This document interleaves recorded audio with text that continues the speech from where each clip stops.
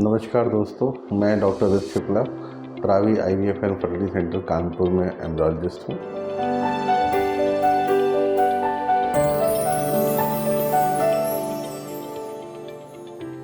आज हम लोग बात करेंगे एक थोड़ा सा लीक से हटकर नए टॉपिक के बारे में। इसके पहले मैं एक कहानी सुनाऊंगा आपको।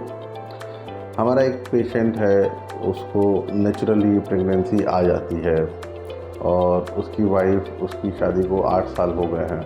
इस 8 साल में वो करीब 5 या 6 बार प्रेग्नेंट हुई है और हर बार उसकी प्रेगनेंसी आई है, बट 2 महीने में या 2.5 महीने में अबॉर्शन हो जाता है। वो प्रेगनेंसी आगे बढ़ नहीं पा रही किसी वजह से। जब वो हमारे पास आए तो हमने उनको इन्वेस्टिगेट किया और हमने कैरियोटाइपिंग उनकी कराई, तो हमें पता लगा कि हस्बैंड के स्पर्म में कहीं पर कोई क्रोमोसोम लेवल पर डिफेक्ट है। इट वाज बैलेंस ट्रांसलोकेशन, तो किसी क्रोमोसोम में था, तो उस वजह से वो प्रेगनेंसी हेल्दी नहीं हो रही थी और वो आगे बढ़ ही नहीं रही थी। तो थोड़ा डिटेल स्टडी कराई हम लोगों ने, माइक्रो एरे वगैरह, तो उसमें निकल के आया कि ये क्रोमोसोम में जो प्रॉब्लम है वो बिल्कुल 100% है वहाँ पर, जिसकी वजह से ये प्रेगनेंसी आगे नहीं बढ़ रही है। तो कभी कभी जब ऐसी हिस्ट्री होती है कि कई सारे अबॉर्शन हो गए हैं, प्रेगनेंसी आगे बढ़ नहीं पा रही है, पीरियड मिस किए बट अल्ट्रासाउंड के पहले ही अबॉर्शन हो गया, तो उसमें हम लोग को जेनेटिक लेवल पर देखना बहुत ज़रूरी होता है।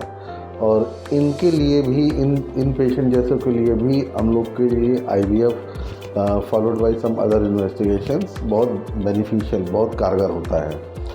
जो फॉर एग्ज़ाम्पल इस पेशेंट में जिसका बता रहे हैं हम लोग, तो इसका हम लोगों ने IVF प्लान करने की कोशिश की। इनिशियल था कि हम स्पर्म रिमूव कर सकते थे, डोनर स्पर्म ले सकते थे, बट पेशेंट और विलिंग कि हमको अपने ही शुक्राणु से जाना है, हमको अपने ही एग से जाना है और ऑब्वियसली हमको इस चीज़ को ऑनर भी करना है। तो हम लोग IVF में इसके लिए एक नई टेक्निक है जिसको हम लोग PGD बोलते हैं, प्रीनेटल जेनेटिक डायग्नोसिस।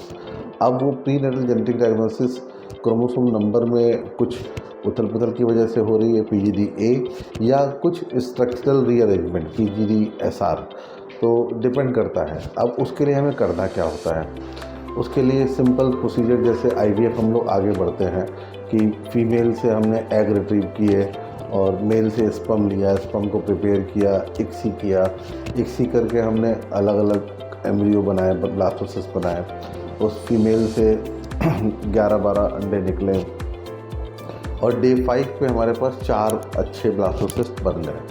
तो अब हम डे 5 के जो ब्लास्टोसिस्ट हैं उनको लेज़र की हेल्प से हम उनका ब्लास्टोसिस्ट से थोड़ा थोड़ा उनके सेल्स, 4-5 सेल्स, ट्रोफेक्टोडर्म बायोप्सी ये करके हम इस बायोप्सी को जेनेटिक लैब में टेस्टिंग के लिए भेज सकते हैं कि ये पर्टिकुलर ब्लास्टोसिस्ट क्या उसमें कोई क्रोमोसोमल एबनॉर्मलिटी तो नहीं है। अगर वो PGD की रिपोर्ट सही आ जाती है, जैसे मैंने बताया कि 4 ब्लास्टोसिस्ट की हम लोगों ने प्रीनेटल जेनेटिक डायग्नोसिस के लिए एम्ब्रियो बायोप्सी करी, तो एम्ब्रियो बायोप्सी में जो उसका रिजल्ट आएगा वो हमको ये बता देगा कि ये ब्लास्टोसिस्ट ट्रांसफ़र करने के लिए लायक है या नहीं। जनरली 12 से 14 दिन में उसकी रिपोर्ट आ जाती है।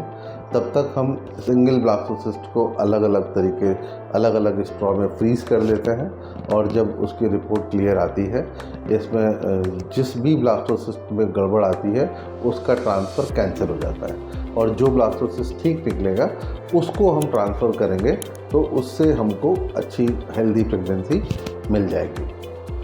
तो एम्ब्रियो बायोप्सी एक ऐसी टेक्निक है जो इस तरीके के पेशेंट जिनमें कोई क्रोमोसोमल स्ट्रक्चरल एबनॉर्मलिटी है, स्ट्रक्चरल रीअरेंजमेंट है, या एम्ब्रियो में एन्यूप्लाइडी के रेट ज़्यादा है, या बार बार अबॉर्शन होता है, या अनएक्सप्लेन्ड इनफर्टिलिटी है, अपने आप से प्रेगनेंसी आ ही नहीं रही है, उस केस में PGD, प्रीनेटल जेनेटिक डायग्नोसिस, काफ़ी हेल्प करती है।